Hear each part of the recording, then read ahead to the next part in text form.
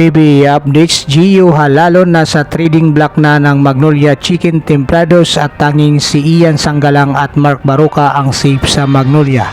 Meralco Balls tumabla na sa semi-final series kontra Barangay Ginebra San Miguel at San Miguel Bermen bawalong pakampante sa 2-0 abante kontra sa Rain or Shine Elasto Pinter sa semi-final series. Ito ngayon mga lods ang ating pag-uusapan sa video natin ito. Ngunit kung bago ka pa lang sa aking munting YouTube channel, humihingi po ako ng likes, share and subscribe. Maraming salamat. So ayon dito mga lods sa naging post ng Basketball PH, inihahanap na namin si Gio ng kukuha sa kanya para sa isang first round pick.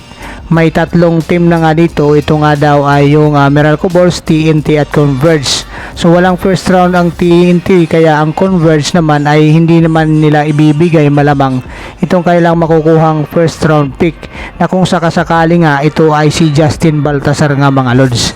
Kaya itong Magnolia Chicken Templados ay nakikipag-uusap nga dito sa Meralco Balls dahil itong si Gio Halalon ay isa sa mga matatanggal o matinding balasahan nga ang mangyayari dito sa Magnolia Chicken Templados. At ayon pa nga dito nga mga lods ay nalulungkot nga sila dito, nabibitawan nila si Gio Halalon, at hindi lang naman nitong si Gio Halalon simula nang ma-eliminate itong Magnolia ng Ginebra San Miguel at ang itong si Mark Baroka lamang at Ian Sanggalang ang tanging sip ayon sa PBA Insider News.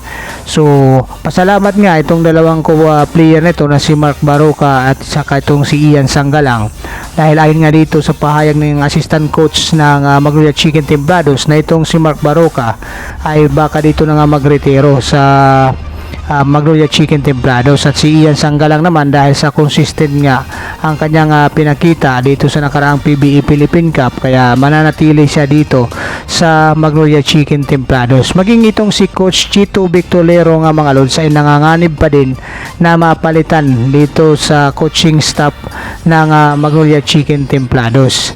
So ayon dito sa karagdagan impormasyon sa naging post ng Basketball PH, itong Meralco Balls ang kanilang kausap dahil gusto nga nitong Magnolia Chicken Templados na makakuha ng first round pick, which is ito nga ay si Jerome Lastimosa, na hinahalin tulad nila ito mga lods ang laruan ito kay Mark Baroka bilang itong isa ring paghahanda dahil alam nila na magre-retiro na rin o dito nila ire-retiro sa Magnolia Chicken Templados itong si Mark Baroka. So anyway nga mga lods, una pa lang itong si Gio Halalon sa mga maaaring ma-trade na ng Magnolia Chicken Templados.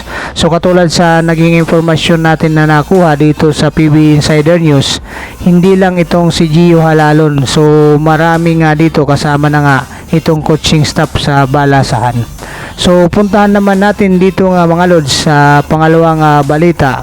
Ayon naman dito sa balita ng Inquirer.net ay isang collective effort ang ginawa nga ng Meralco Balls para matalo itong Ginebra at itong si Christian Stan Hardener.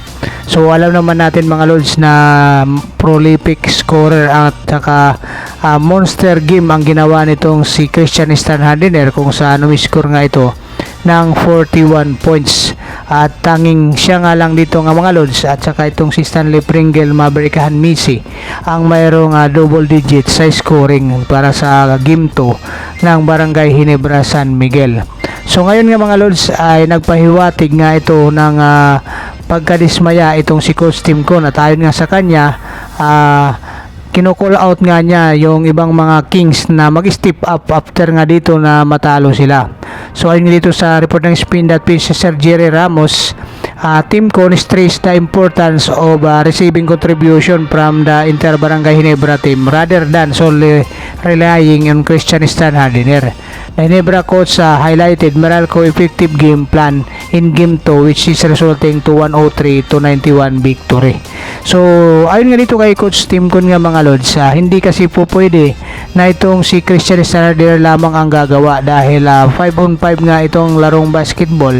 So kinakailangan ng tulong nitong si Christian Stan Hardener. Kahit umiscore pa ito ng 40 points, 50 points.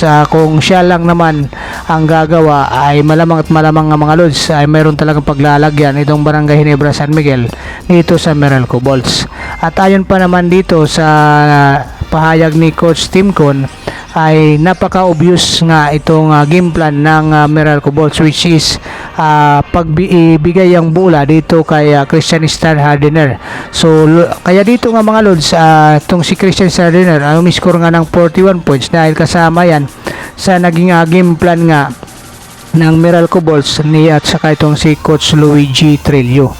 So pinabayaan nila na yung bola ay laging mapupunta dito kay Christian Star Hardener, which is napansin agad dito ni Coach Timcon nga mga lods. Kaya matinding adjustment talaga ang gagawin nitong si Coach Timcon dito sa Game 3 kung saan gaganapin nga ito sa Dasmariñas, Cavite.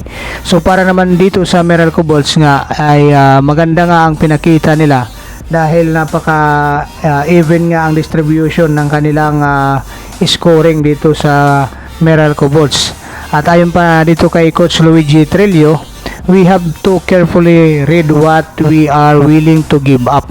So alam ni Coach Luigi Trillo na magkakaroon ng panibagong game plan itong si Coach Timcon dahil dito sa nagawa nilang panalo sa Game 2 ng PBA Philippine Cup Semi-Finals. So ayon pa nga sa kanya dito sa report ng Inquirer.net ni Sir Jonas Tirado, I'm sure Ginebra has a game plan. They want to take some things away from us. So yun nga, ina-anticipate na nga mga lods nitong si Coach Luigi Trillo na maging prepared sila sa magiging counter nitong si Coach Timcon pagdating ng Game 3. At alam nito itong si Alin Maliksi ang isa sa mga bumuhay nga nitong Meralco Balls. So ito nga mga lods sa report ni Sir Jerry Ramos, naging maganda nga yung 41 points nitong si Christian Starder. At sabi pa nga ni Christian dito mga lods, walang help defense na pupunta sa kanya, kaya dito naging aggressive lang siya na ipasok ang bola sa loob ng quartet, mga paglaruin lang niya yung kaya niyang ilaro. Kaya nga umiscore siya dito nga mga lods ng 41 points, which is tulad nga ng naunang sinabi ni Coach Timcon, parte ng game plan yun ng Meralco Balls na pabayaan itong si Christian Stan Hardener ang humawak ng bola.